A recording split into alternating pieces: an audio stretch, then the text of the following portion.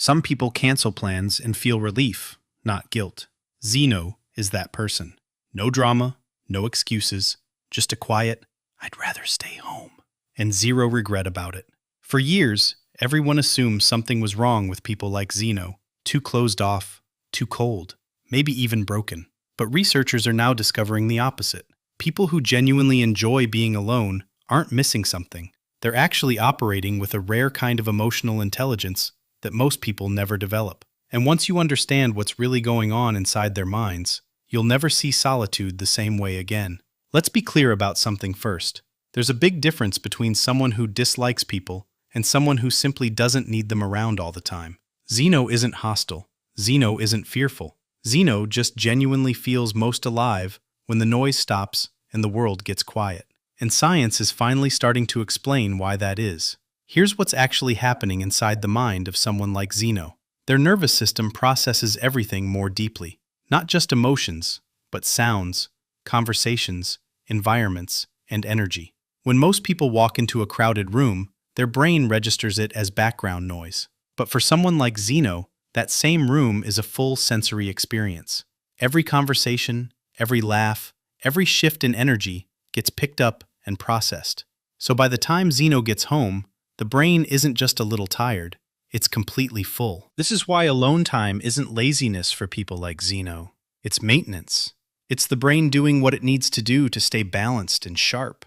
Think of it like a sponge. Extroverts are looser, they absorb some water and shake it right off. But Zeno's brain is dense.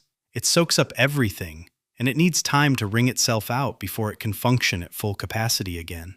And here's the part nobody talks about. When Zeno is finally alone, something remarkable happens. The brain doesn't go quiet, it actually wakes up. Research shows that people who regularly spend time in solitude demonstrate stronger self-awareness than those who constantly surround themselves with others. They know their triggers. They understand their patterns. They can sit with an uncomfortable feeling without immediately needing to escape it or talk it away. That's not a small thing. Most people go their entire lives without developing that kind of relationship with themselves. They fill every silence with a screen, a conversation, or background noise because sitting alone with their own thoughts genuinely frightens them. But not Zeno. For Zeno, that silence is where everything makes sense. Now let's talk about something that might make you rethink everything you've been told about connection. Society has this idea that the more social you are, the more emotionally healthy you must be. The person who's always surrounded by people, always at the party, always available, they get labeled as well-adjusted, warm, thriving. But research tells a very different story. Studies in sensory processing have found that people who need and seek out solitude regularly tend to have a much deeper and more intentional approach to their relationships. They don't collect friendships like trophies.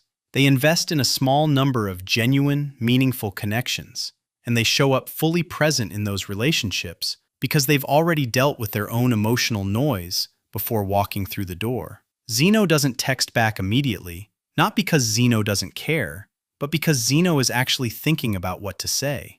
Zeno doesn't come to every gathering, but when Zeno does show up, Zeno is completely there. No distracted scrolling, no half-listening, just full, real presence.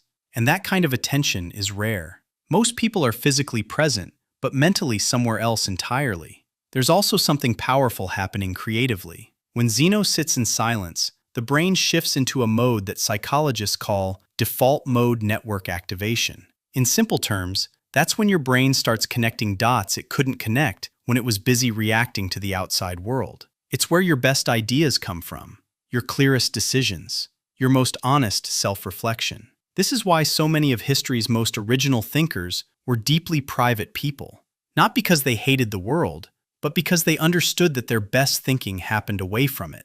They protected their solitude the same way other people protect their social calendars. Because for a mind that runs deep, distraction isn't just inconvenient, it's genuinely costly. Zeno understands this instinctively, and that understanding isn't a personality flaw. It's a form of self-knowledge that most people spend decades trying to find. But here's where we need to slow down and be honest, because this is the part that matters most.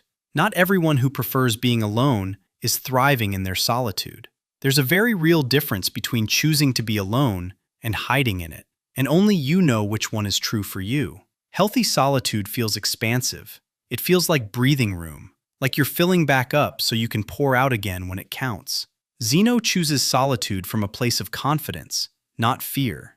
Zeno isn't avoiding people because people are painful. Zeno is choosing quiet because quiet is genuinely nourishing.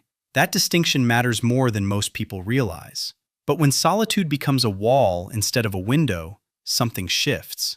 When being alone stops feeling like rest and starts feeling like protection, that's worth paying attention to. Not with judgment, but with curiosity. Ask yourself honestly, are you alone because it feeds you, or because connection feels too risky? Because both can look identical from the outside, but they feel completely different on the inside. Research in attachment and emotional development shows that people who use isolation as a coping mechanism often develop a very convincing story about why they prefer it. They call themselves introverts.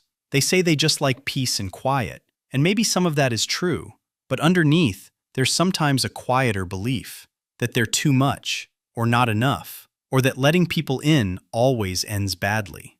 If any of that sounds familiar, that's not a reason to shame yourself. That's actually a sign of real self-awareness. And self-awareness is always the first step towards something better. Because the goal isn't to be someone who never needs anyone.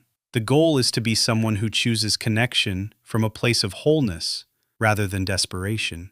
Zeno gets to be alone and still be deeply, genuinely okay. That's not isolation, that's integrity. And that quiet confidence is what makes people like Zeno so genuinely magnetic when they do walk into a room.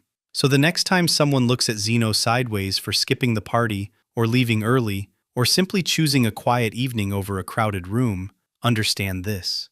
Zeno isn't missing out. Zeno is tuned in to something deeper, quieter, and far more honest than most people ever slow down enough to find. In a world that rewards noise, choosing stillness takes real courage. And if this video finally put words to something you've always felt but never could explain, the next video will take that even further. Don't scroll past it. I'll see you there.